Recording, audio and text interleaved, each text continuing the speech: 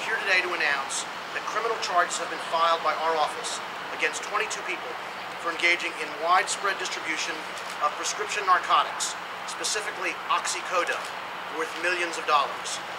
Based on a criminal complaint filed by my office, this morning, more than 100 federal, state, and local law enforcement officers, led by the DEA, arrested 15 of those defendants across New Jersey and New York. One of the defendants was already in custody on other charges, and we expect further arrests. All of the defendants were involved in an oxycodone distribution network that operated primarily in Monmouth, Ocean, and Atlantic counties. The organization was led and managed by Christopher Irwin, who was arrested today. Also charged are Jacqueline Lepresti and Hassan Laham, two doctors who were part of the organization and gave out thousands of prescriptions for hundreds of thousands of medically unnecessary narcotics. Dr. Lepresti operated out of an office in Little Silver.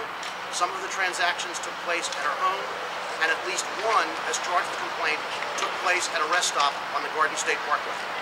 Dr. Laham, who is licensed in New York, prescribed at his office in New York, as well as at hotels and restaurants in Atlantic City, among other places.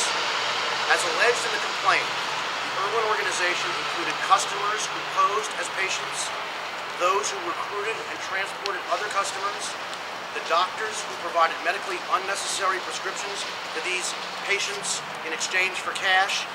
Often the prescriptions were even written for people who weren't even in the office. Sometimes the prescriptions were just blank. All told, the complaint charges that the defendants filled several thousand illegitimate and unlawful prescriptions for hundreds of thousands of oxycodone tablets worth millions of dollars. For example, according to the complaint, the doctors would charge about $150 to $250 for a visit to provide a medically unnecessary prescription to each customer, whether the customer was present or not.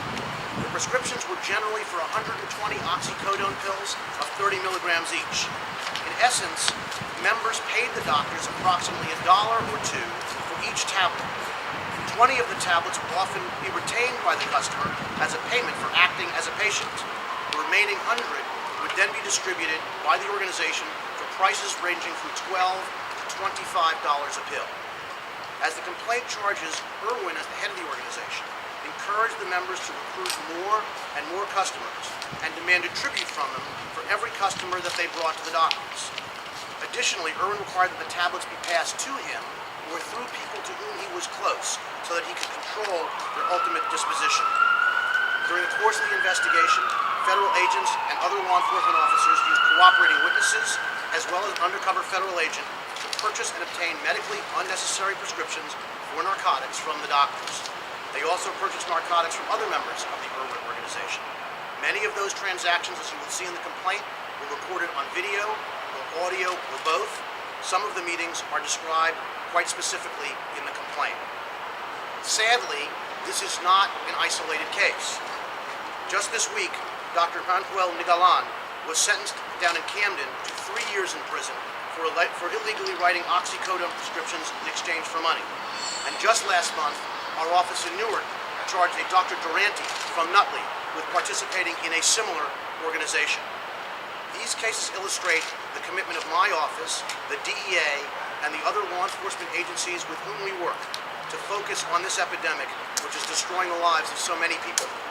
I want to thank the agents of the DEA under the direction of Special Agent in Charge Brian Kroll for their outstanding work on this case, as well as Assistant Special Agent in Charge John McCabe, who directed the DEA during the course of this investigation. I also want to thank in particular the Ocean County Prosecutor's Office under the direction of Prosecutor Lynch and her Chief of Detectives, Mr. Kyle, who is here today. I also want to thank the various police departments who assisted in this morning's arrests and searches. I also want to commend the people from my office who worked so hard on this case. Assistant United States Attorney Rob Marasco to my right, and his supervisors, Deputy U.S. Attorney Bill Fitzpatrick and Kevin Smith. And Kevin, who is in the back, was confirmed, as many of you know, last week in the Superior Court in Gloucester County, and I want to congratulate Kevin publicly on his ascension to the bench next week. Congratulations, Kevin. Today, more people abuse prescription drugs in the United States than the number of people who use cocaine, heroin, and methamphetamine combined. And recent statistics show that the number of people who die from overdoses from prescription drugs alone is more than 6 times the number who die from overdoses of all other illegal drugs combined. This explosive increase in prescription drug abuse is a particular problem among teenagers. Recent studies report that 1 in 5 teens have abused prescription drugs to get high, and 1 in 7 have reported doing so within the last 12 months. It is particularly troubling to find doctors so complicit in this epidemic. We trust our doctors to heal our bodies, not to poison our communities.